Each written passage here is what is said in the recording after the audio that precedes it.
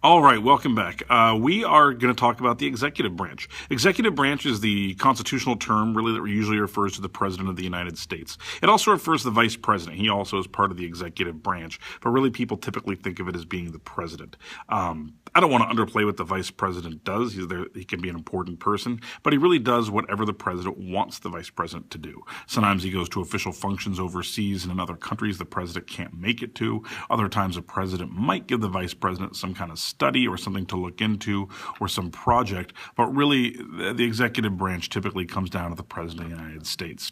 To be President of the United States, to be eligible to be President of the United States, you need to be 35 years old, and unlike Congress and unlike the Supreme Court, it has the requirement that you have to be what they call a natural born citizen, which basically means you have to have been born within the United States.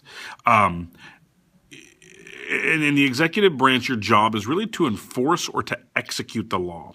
They don't make the law, though they do play a role in that, and they don't interpret the law like the judicial branch would do, but instead they execute or enforce the law and make sure that laws that are passed are enforced and seen through. But they do have some discretion, some freedom to enforce or not enforce certain laws as they see fit.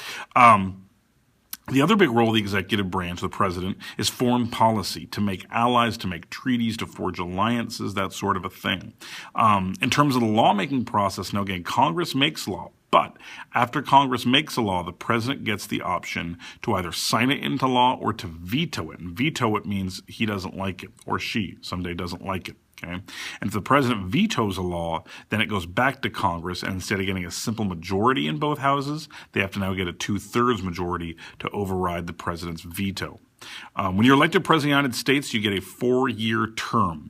And you can run again for a second 4-year term, but after that, there's an amendment that was passed in the 1940s saying that you could no longer be president after 2 4-year terms. So 8 years is a max there. And the reason they put that in there is they didn't want anybody to like to be a king or a dictator or anything like that. Obviously, President of the United States is considered usually to be the most powerful person in the world. They're also called the Commander-in-Chief, which is their military title. They're the head of the United States military. Of course, they have advisors to help them out with military as well as many other decisions, but that's another one of their titles. So you could think of the executive branch, the president, the Commander-in-Chief, all being one and the same. They're elected by the electoral vote, which is something we'll get to later on. Thank you for watching.